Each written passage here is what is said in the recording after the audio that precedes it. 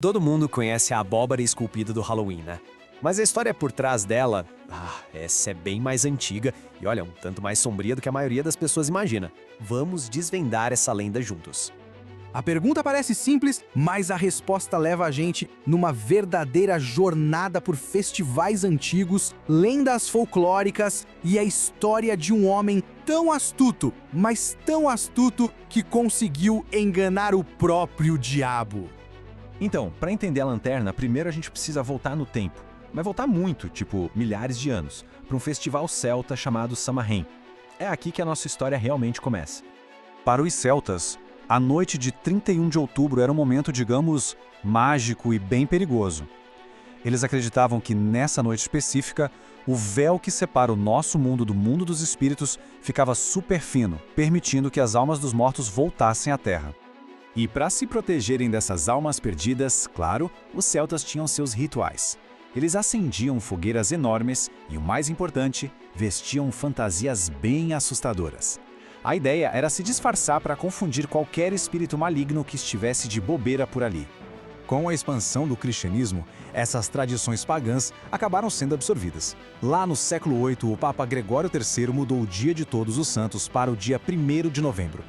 E a noite anterior, 31 de outubro, ela ficou conhecida como All Hallows Eve, ou a véspera de Todos os Santos. E daí para virar Halloween foi um pulo, né? Agora sim, vamos falar da lanterna.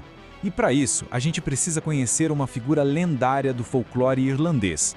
Um homem tão pão duro e tão esperto que acabou dando nome para a própria tradição. Conheçam o Stingy Jack. Stingy Jack, ou Jack o Mesquinho, não era uma pessoa qualquer.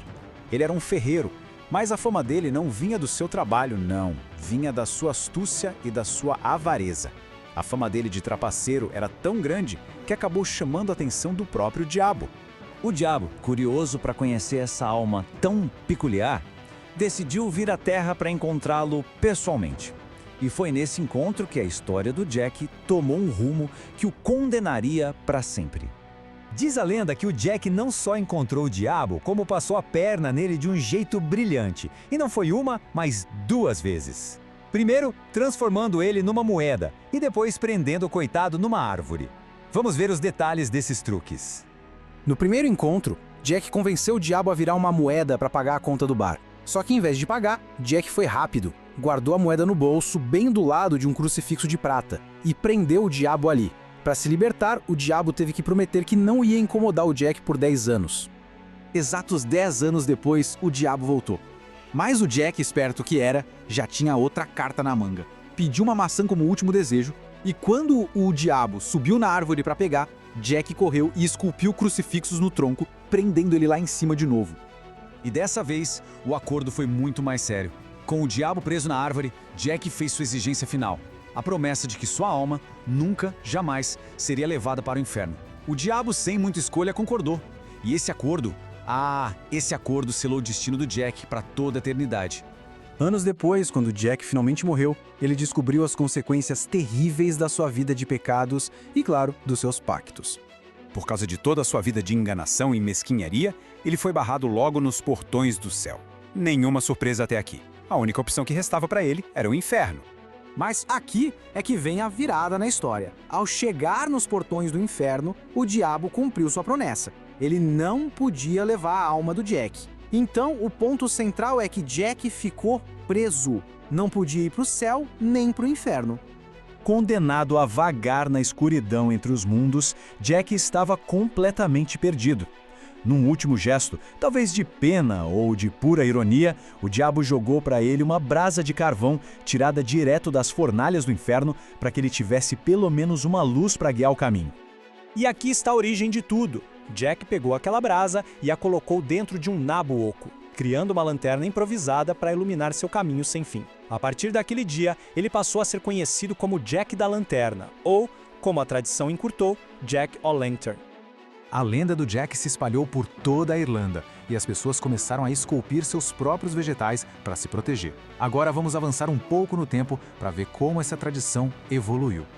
Na Irlanda, o pessoal esculpia rostos assustadores em nabos e batatas para afastar o espírito do Jack e outros fantasmas. Quando os imigrantes irlandeses levaram essa tradição para os Estados Unidos no século XIX, eles encontraram um vegetal nativo que era perfeito para isso, a abóbora. Ela era bem maior e muito mais fácil de esculpir. E assim, a abóbora se tornou um novo padrão. Hoje, o Halloween e a lanterna de Jack são conhecidos no mundo todo, mas a ideia de honrar ou se proteger dos mortos nessa época do ano assume formas bem diferentes em cada lugar. Nos Estados Unidos, a tradição virou um evento comercial gigante, cheio de fantasias e doces.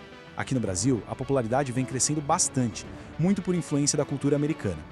Já no México, uma celebração com raízes parecidas, o Dia dos Mortos, transforma o tema da morte numa homenagem super alegre e colorida aos antepassados.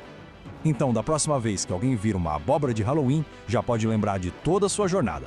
Desde as fogueiras de Samhain, passando pela lenda sombria de um ferreiro irlandês, até se tornar esse ícone global que a gente conhece hoje. E isso faz a gente pensar, né? Quantos outros costumes que a gente pratica hoje em dia têm origens tão ricas e inesperadas, que outras histórias estão só esperando para serem descobertas?